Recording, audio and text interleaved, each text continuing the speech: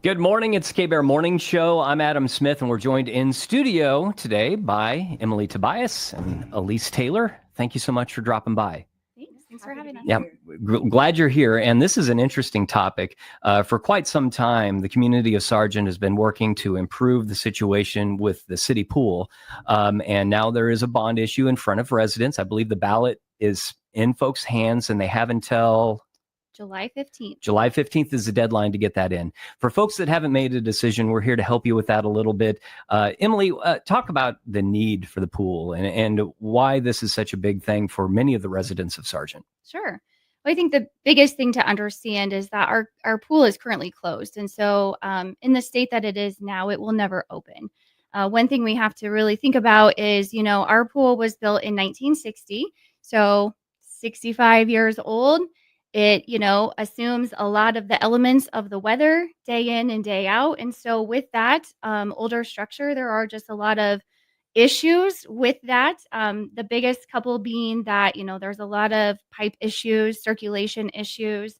The tub leaks and has for some time. I remember back in the days when I was managing the pool too, we had leakage. And so probably 15, 20 years ago, we did put in the pool liner.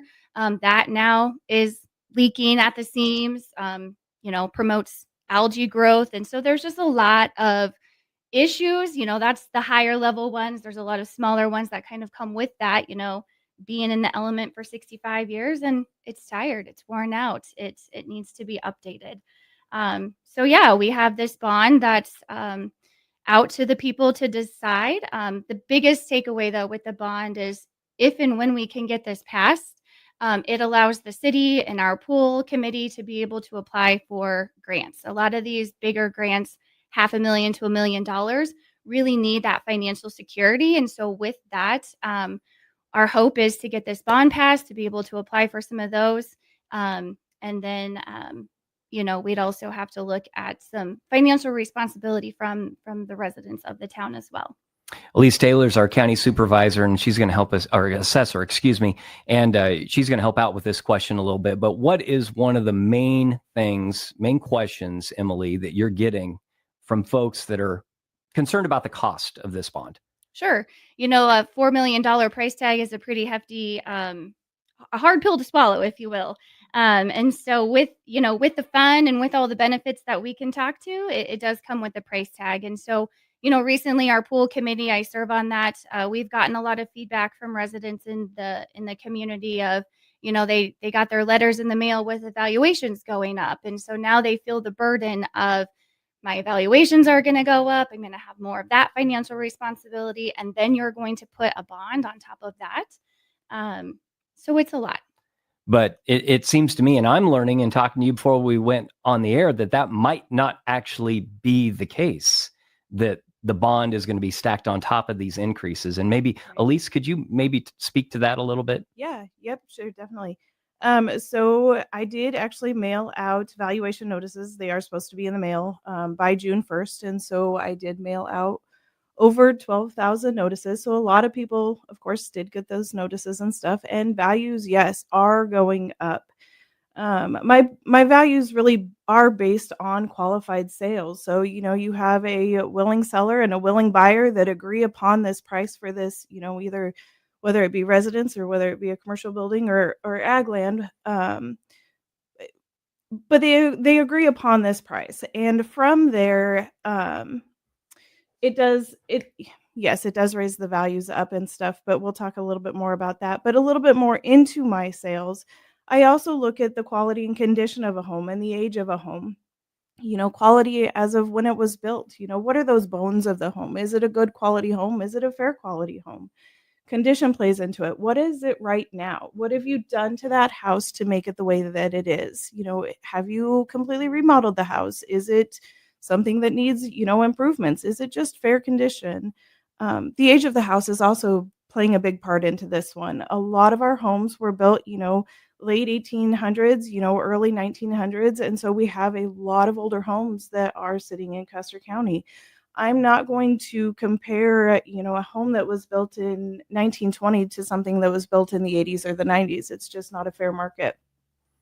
The other part of it, though, I am also mandated by the state to be between 92 and 100% of market value. So I am required by the state to have a certain level of value on these homes. So when I go back to, the qualified homes and stuff, the qualified sales, it really does. If somebody is willing to pay something for that property, that really does set the values, which in turn, even though you might have a higher value, it really could be a good option for this bond.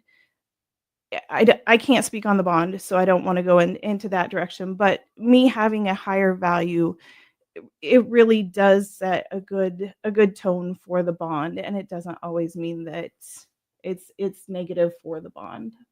So, I mean, in simple terms that I can understand, which, Yeah. I mean, yeah, I'm glad you are keeping track of all these numbers. So the increase in valuation, which most are going to see, and this is probably going to vary by case with Yes. people's situation, but the bond may not be a significant increase beyond that increase they're already seeing. Right.